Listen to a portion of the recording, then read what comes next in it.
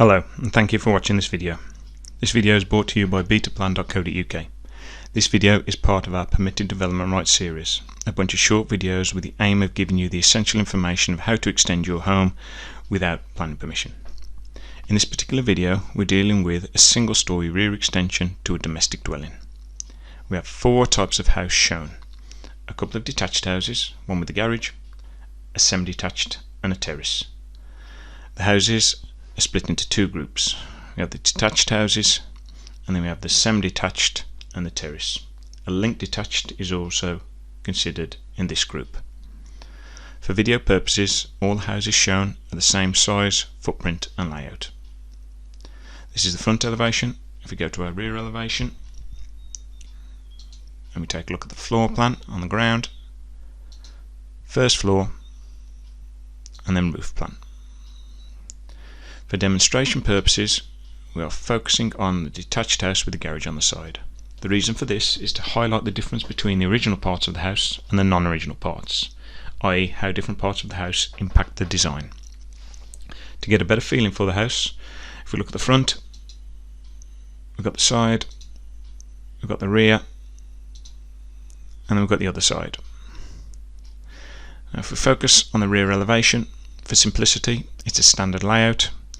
Rear garden, access down both sides, and the property and the ground level is flat. If we now highlight relevant parts of the building that affect any consideration. So we have the boundary line, which is normally the fence line. We have the eaves height, which is normally the gutter line, and we have the ridge, which is normally the highest part of the house. If we now focus on the rear elevation and we highlight the garage and the house. If the garage has been original to the house or has been since 1948, this can be extended off as part of the original house. If the garage is an extension, this cannot be considered when extending off the elevation in terms of permitted development. When extending off the rear elevation,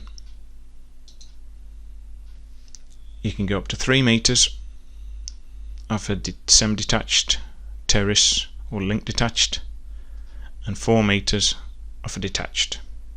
If the garage is original, the projection of 3 or 4 meters would be off that elevation, even if it's set back.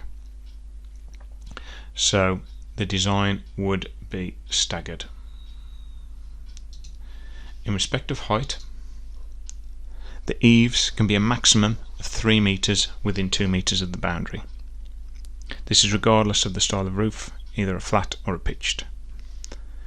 In respect of the maximum height of a pitched roof, it's 4 meters. This means the ridge can be no higher than 4 meters. And here are some examples of some roof types.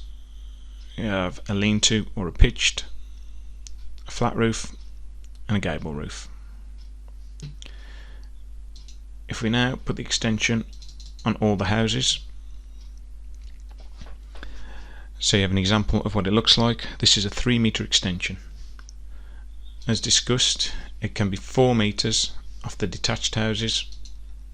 So if we highlight that, that can go that little bit extra, and that's regardless of the roof style, whether it's a flat roof, pitched roof or gable roof. So to summarise, the extension must be off the original house. Of a semi-detached, terrace or linked detached, it can only be 3 meters, and of a detached it can be 4 meters. The gutters or flat roof can be no higher than 3 meters off the ground level, and the main height of the ridge has to be lower than 4 meters. There are some instances where permitted development right is not allowed, and that is where the permitted development rights have been removed by the planning department, a designated area, a conservation area or a listed building. And one last thing, a building regs application is still required. Thank you for visiting and watching this video. Please subscribe or leave any comments.